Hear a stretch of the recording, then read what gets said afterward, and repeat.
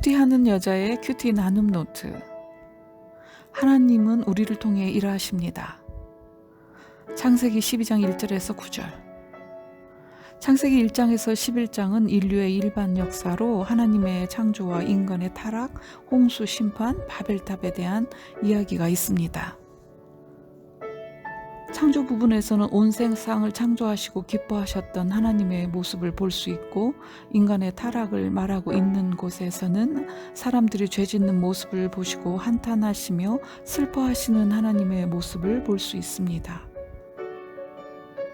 홍수 심판에서 유일하게 택함받은 노아의 자손 중에서 하나님을 떠나 세속화를 이루며 세운 나라가 바벨입니다. 바벨을 세운 그들은 하나님 없이 인간의 지혜와 방법으로 지상 천국을 이루며 살기를 원했습니다.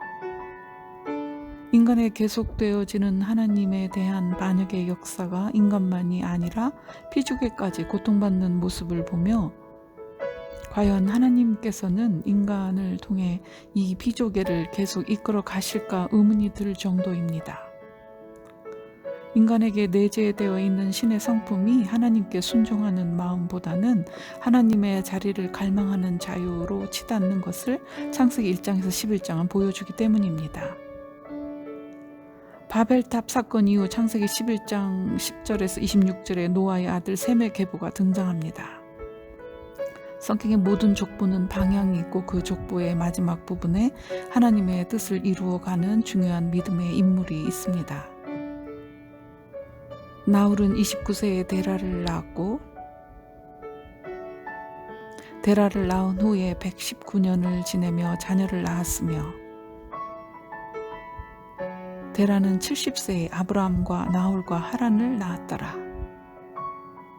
셈의 족보 마지막에 등장하는 인물이 바로 아브라함입니다. 셈의 족보는 아브라함을 말하기 위해 기록을 남기고 있습니다. 하나님께서는 반역만 일삼는 인간 속에서 한 사람을 택해 깨어진 유리그릇처럼 파괴된 이 피조개를 다시 한 조각 한 조각 이어 붙여 하나님이 생각하시는 나라를 만들어 가기 위해 아브라함을 선택하셨습니다. 하나님께서 아브라함에게 말씀하셨습니다. 내 나라와 내 친척과 내 아비의 집을 떠나 내가 너에게 보여줄 땅으로 가거라. 내가 너를 큰 나라로 만들어주고 너에게 복을 주어 너의 이름을 빛나게 할 것이다. 너는 다른 사람들에게 복이 될 것이다. 하나님께서 아브라함에게 하신 약속의 말씀은 참으로 놀랐습니다. 큰 나라를 만들고 세상에 이름을 내기를 원했던 사람들이 바벨탑을 쌓은 사람들이기 때문입니다. 하나님께서는 그들의 나라 바벨을 무너뜨리셨고 그 이름을 세상에 알리고자 했던 그들을 낮추셨습니다. 그런데 하나님께서 아브라함에게 바벨 사람들이 그토록 원했던 것을 이루게 하시겠다는 약속을 하신 이유는 무엇일까요? 바벨과 하나님께서 만드시고 싶은 나라는 질적으로 다른 나라로, 하나님께서는 아브라함을 통해 세상 나라에 하나님의 복이 흘러가는 나라를 만드시고 싶으셨습니다. 성경은 믿음의 후손 셋 계열과 불신앙의 후손 가인 계열의 긴장관계를 보여줍니다. 그 긴장관계를 리차드 리버는 그리스도와 문화에서 두 유형으로 말했습니다. 세상 나라 문화가 하나님 나라 문화에 침투하여 세속화시키는 것과, 하나님 나라 문화가 세상 나라 문화에 침투하여 하나님 나라 문화로 변화시키는 것입니다. 하나님께서 아브라함을 선택하시고 그를 큰 나라로 만들어 주시고 그의 이름을 빛나게 해 주시는 이유는 아브라함을 통하여 하나님의 나라가 세상 나라에 침투하여 하나님 나라로 변화시키기 위함입니다.